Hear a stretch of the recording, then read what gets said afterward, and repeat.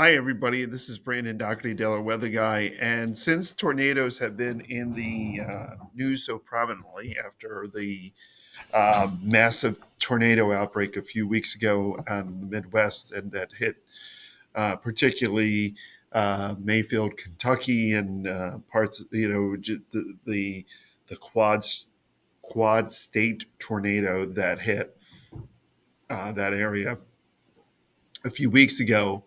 What I would what I want to do with you is kind of show you the anatomy of a tornado and why these things are it can be beautiful structurally and of course extremely damaging and extremely devastating. So I don't want to lighten the fact of what did occur in those areas and people that have been affected by tornadoes, but know that as a scientist, meteorologist, aficionado, and enthusiast, I appreciate the force of Mother Nature. And actually, this is why when we have major storms and we have possible tornadic systems in the area, I plead with all of you and say, please get to safer areas. Please believe me that you don't want to be in the path of these things. Okay, and I think now the devastation we've recently seen out of Mayfield. I really do think that this is going to be a time when people really start to take things seriously, whether they happen or not. You don't want them to happen. I mean, I always get like after a severe storm, like it didn't happen. Why didn't it happen? It passed Delaware, the bubble, things, or you messed up. You didn't. Okay, yeah, all right. I admit all that. But did you really want disaster? Did you really want devastation? I didn't think so. So I get a little defensive when those things occur. So let's go into the anatomy, and that's all we're going to talk about is the anatomy of these systems. So this is sketchfab.com. You can actually, you can buy these and download these. So a lot of them are free. I think this is really cool, but personally, I'm not going to spend $8.99 to buy an animation of a tornado, which I can show you right now for free. Okay, so that's my personal input there. Okay, so there really isn't there really aren't that many parts to a tornado. You have the now what you don't see here is the wall cloud, okay, that forms the tornado. Okay, that would be up above this. Okay, then you have the intake funnel. You have the main funnel, which kind of um, begins the process of formation of a tornado, and then you have, of course, the outflow hole of the funnel cloud of the funnel. So structurally, that's what you have. Okay, so what makes these so violent, and what makes these things stay on the ground for 230 miles? Well, we can go into that, and and it's black again. Okay, whatever. All right.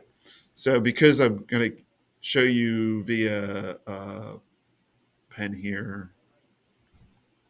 All right. I just want to get this in the. Okay, there you go.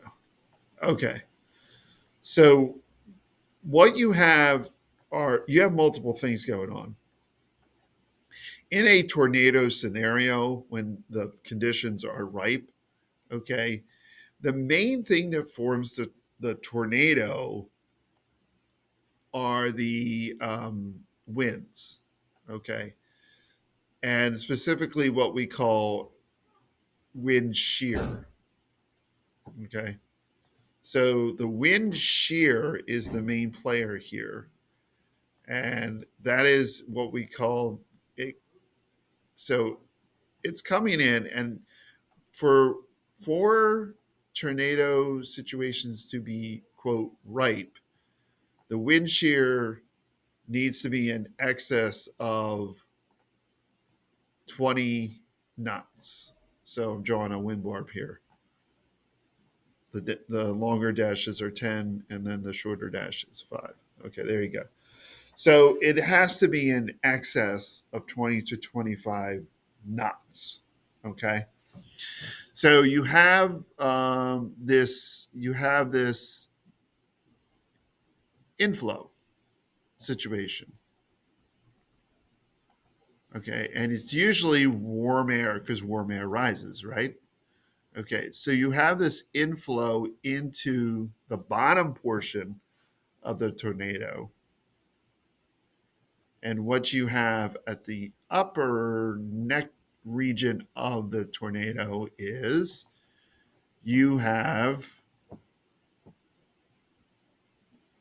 you have cooler winds.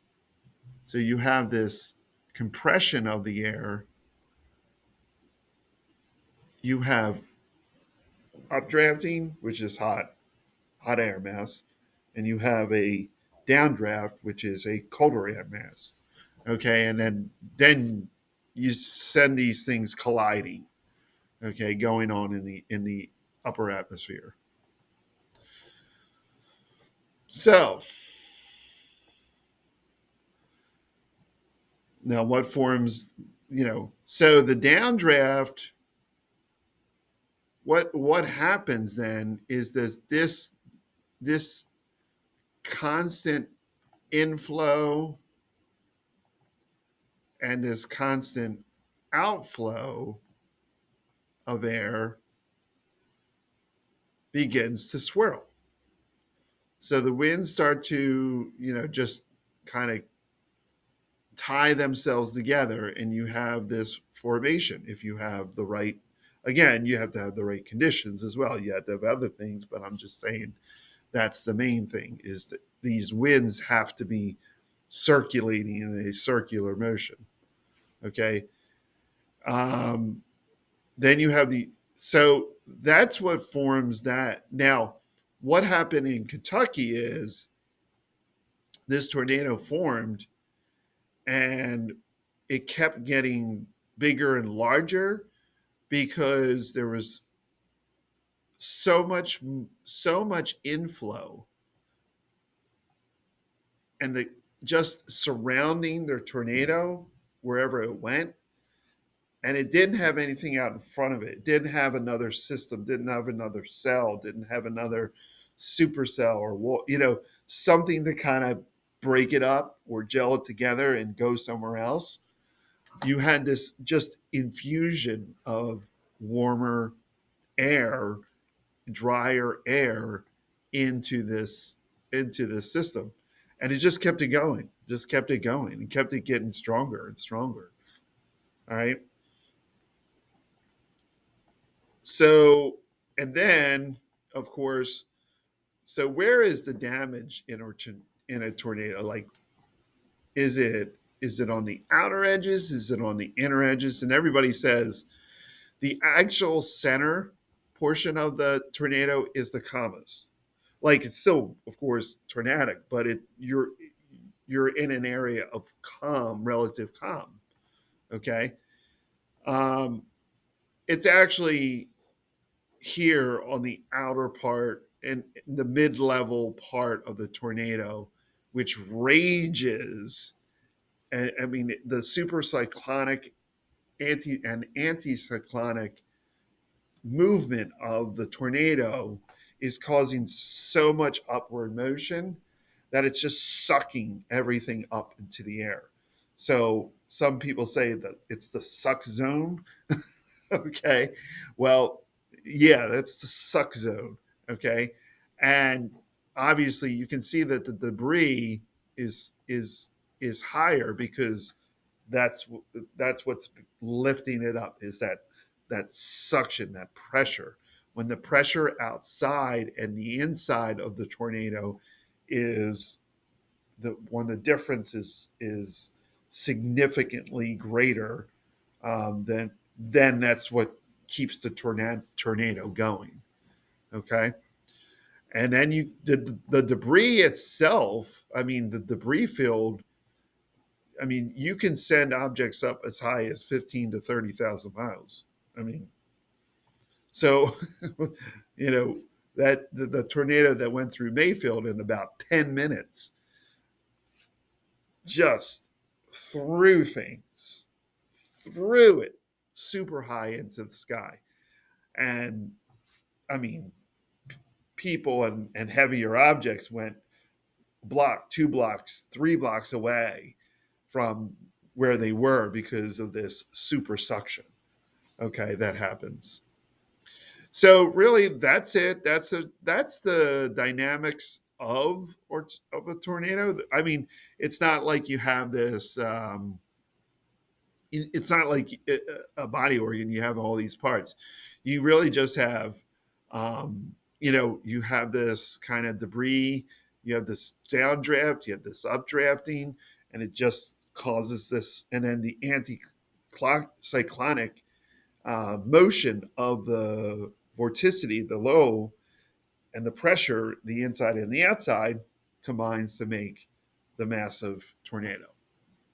So I hope that helped, and it was kind of cool going inside the a 3D model of an actual tornado. Now let's go in. Oh my gosh, we're in the tornado. We're going through the suck zone. We're out. Yeah. All right, you can have a lot of fun there. Brandon Doherty Dell, Weather Guy, saying adios. Hope you enjoyed this tutorial.